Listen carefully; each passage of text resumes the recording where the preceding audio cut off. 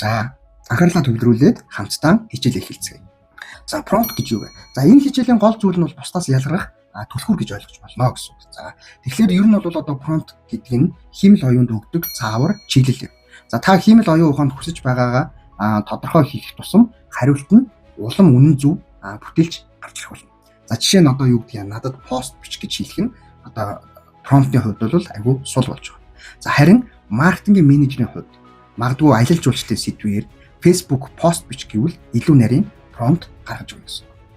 За хүмүүс prompt-аа бол илүү оновчтой өгөхийн тулд тодорхой framework ашигладаг. За framework гэдэг маань юу вэ гэхээр ерөнхийдөө бол үндсэн одоо ярих аргачлалын одоо үндсэн суурь гэсэн үг.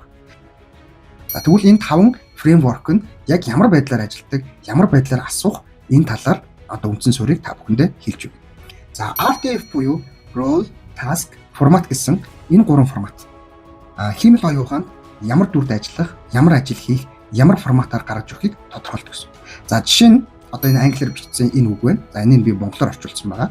За яг ийм үгээр бичээд за хиймэл оюун ухаанд ямар дүрд ажиллах, ямар ажил хийх, ямар форматаар гаргаж өгөхийг тодорхойлдог гэсэн. За жишээ нь миний одоо асуух гэж байгаа үг бол ерөөдөө системтэйгээр асууж байгаа гэсэн. За энэ дээр би англи болон монгол орчуулгыг бичсэн байгаа. За жишээ нь RTF нь ямар байдлаар асуух вэ гэвэл Facebook зар сурталчилгааны мэргэжилтэн болж ажиллана. 1. Хоёрт нь болохоор task буюу спортын брендэд шинэ шугамд зориулсан компанид ажил зохиож гаргаж байгаа. За формат нь ямар байх вэ гэхээр үр дүнг презентацийн слайд хэлбэрээр харуулна. За тэгэхээр ерөнхийдөө үндсэндээ ер нь асуух одоо асуултын асуумжинч гэсэн ер нь бол ийм одоо тактикийн төлөвтэй бол асуух нь танд илүү оновчтой хариулт өгнө гэсэн. За эхний үр дүн бол RTF байлаа тийм үү. За хоёр дахь зүйл нь юу вэ гэвэл tag гэж байгаа. За энэ дээр task, action, goal гэж байгаа. За ямар нэгэн даалгавраа хийх үйлдэлтэйгээ зорилготойгоо тодорхой зааж өгөх гэсэн. Жишээ одоо англи үг болон орчуулгатай үг нь бол гаргаж өгсөн байна.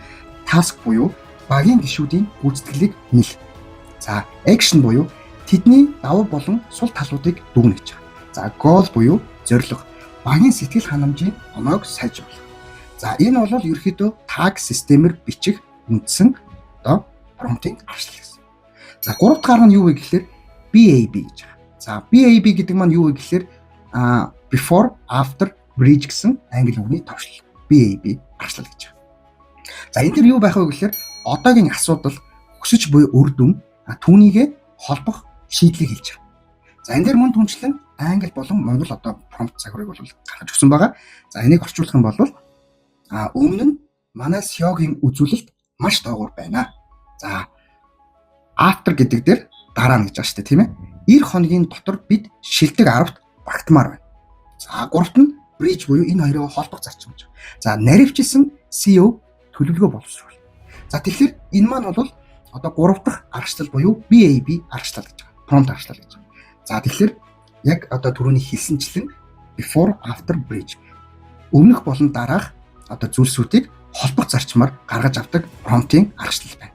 За дараагийнх нь бол дөрөвт нь болохоор care гэж байна. За care бол юу вэ гэхээр context, action, result, example гэж байна. За хиймэл оюун ухаанд нөхцөл байдлыг тийм үү? Хийх ажлыг хүсэж буй үр дүнг жишээ байдлаар өг гэж байна.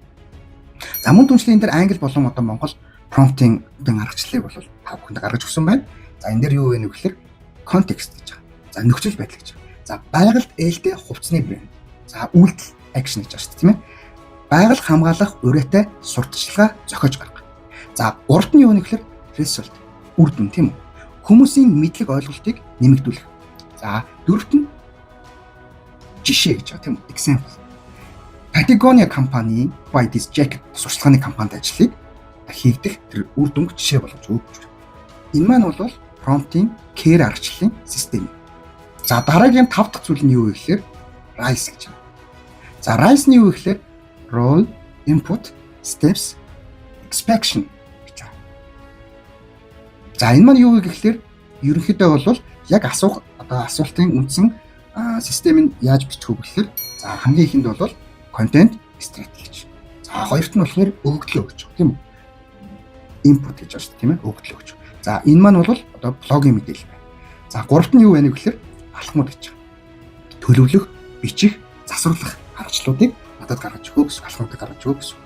За хүлээлт нь юу вэ гэхээр вебийн хандлтыг 40%-аар өсгөх гэж байна. За энэ маань бол одоо prompt-ийн 5 дахь аргачлал буюу RISE аргачлал гэж байна. Түрүүний хэлсэнчлэн role, input, steps, expression гэсэн энэ одоо аргачлалуудыг нийлүүлсэн товчлолын үг бол RISE гэж байгаа байхгүй. За тэгэхээр энэ байдлаар асуугаад энэ байдлаар өөрийнхөө хариултыг авах юм бол хиймэл оюун ухаан тань илүү одоо өргөн цар хүрээний мэдээллийг бол танд хүргэж өгөх нэ. За тэгэхээр prompt сайжруулах арга дээр нийтлэг алддаг алдаанууд бас байдаг. За тэгэхээр prompt бичгтээ ерөөсөө 3 алдаанаас зайлсхийх хэрэгтэй. За нэгдүгээрт нь хит ерхий байх, хоёрдугаарт нь формат цаагаагүй байх, гуравдугаарт нь зорилго тодорхойгүй байх. За жишээлбэл одоо дахиад хэлье тийм ээ та бүхэнд. Хиймэл оюун ухаан надад бизнес санаа өг гэж хэлхийн оронд тийм ээ стартапын зөвлөхийн дүрээр ажил. Монголын аял жуулчлалын технологийн чиглэлд 3 бизнес санаа гаргаж өг.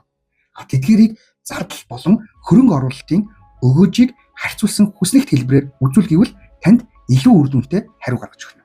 За тэгэхээр үндсэн энэ одоо 5 аргачлалуудыг та бүхэн маань өнөөдрийн хичээлээр бол үзлээ. За ерөөхдөө бол англи болон одоо монгол форматтай ийм байдлаар та бүхэндээ бол жишээ байдалтайгаар гаргаж өгч үзүүллээ. За тэгэхээр өнөөдрийн хичээлийн дүгнэлтээ бид нар бол гаргахад за өнөөдөр бид нар бол prompt гэж юу болох, яагаад зөв бичин чухал болохыг мөн ChatGPT prompt framework-уудыг ашиглан хиймэл оюун ухаанаас илүү нарийн үр дүн гаргах аргачлалыг үзлээ шүү дээ тийм ээ. За тэгэхээр хиймэл оюун ухаан бол хүн шиг бодож туршлага өгдлөөр сольсон систем.